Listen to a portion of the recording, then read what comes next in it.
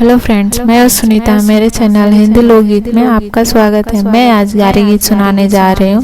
अगर ये वीडियो पसंद आए तो प्लीज़ लाइक कमेंट सब्सक्राइब करें और सब्सक्राइब के बगल में बेल आइकन है उसे प्रेस करना ना भूलें, जिससे कि मेरे नए वीडियो की नोटिफिकेशन आपको मिलती रहे।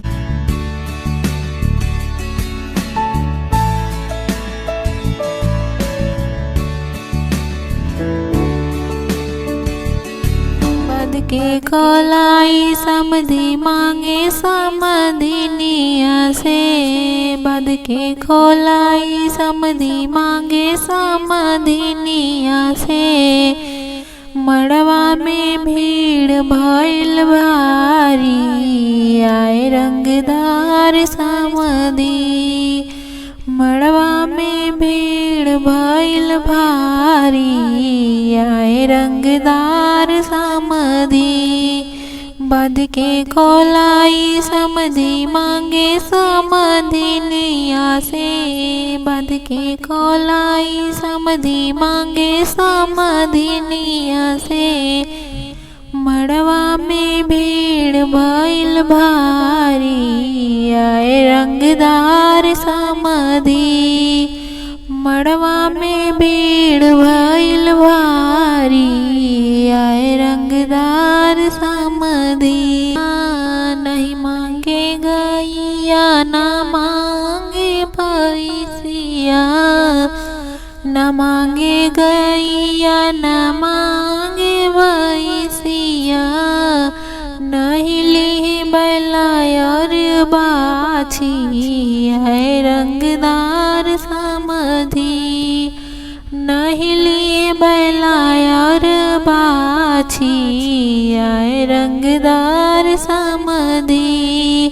बद के कोलाई समधी मांगे समधिनिया से, बद के कोलाई समधी मांगे समधिनिया से।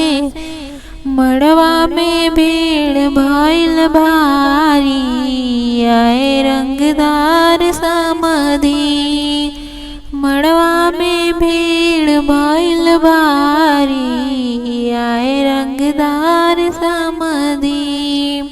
खाना नइखे खइले बाटे मुँह फुलाए के, खाना नइखे खइले बाटे मुँह फुलाए के। मांगेले पानी समधिनी के हाथ से, मांगेले पानी समधिनी के हाथ से। उनके धैले बल भेरिया बीमारी, आए रंगदार समधी। उनके धैले बल भेरिया बीमारी, आए रंगदार समधी। मड़वा में भीड़ भइल भारी, आए रंगदार समधी। बद के कोलाई समधी मांगे समधिनिया से, बद के कोलाई समधी मांगे समधिनिया से। मड़वा में भीड़ भइल भारी, आए रंगदार समधी। मड़वा में भीड़ भइल भारी, आए रंगदार समधी।